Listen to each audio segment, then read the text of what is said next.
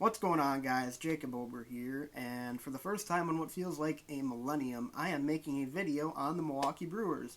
It has been so long since they have done anything noteworthy, but finally today they have made a free agent signing, and a pretty significant one at that. They signed free agent infielder Kolten Wong to a 2-year, $18 million contract with a third-year option.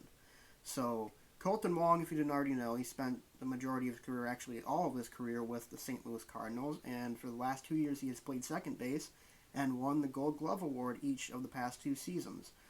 He is one of the best defensive infielders in the game, certainly the best defensive second baseman in the game, and he's a pretty good leadoff bat as well. He got on base last season with a 350 OBP. The question is, I'm not really sure where exactly he's going to play because the Brewers have a second baseman already, Keston Hiura, kind of the guy, who's expected to be, that face of the franchise, or at least one of the faces of the franchise for quite some time after they signed Yelich last offseason.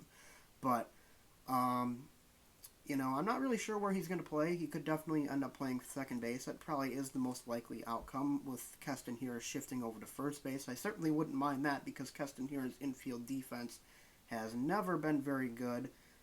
He's always been merely passable at second base, and he makes quite a few errors for, such a short range to throw the ball.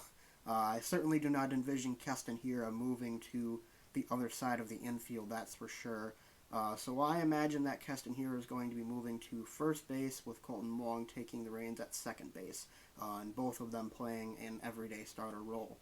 I could not imagine them platooning because they're both too good to be left out of the lineup, or one or the other out of the lineup every day.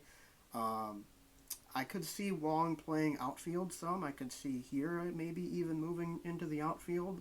I'm not really sure about that one because we have Garcia and Kane and Yelich. Unless we make a move to deal with Garcia or something like that, they're definitely not going to be moving anything around there.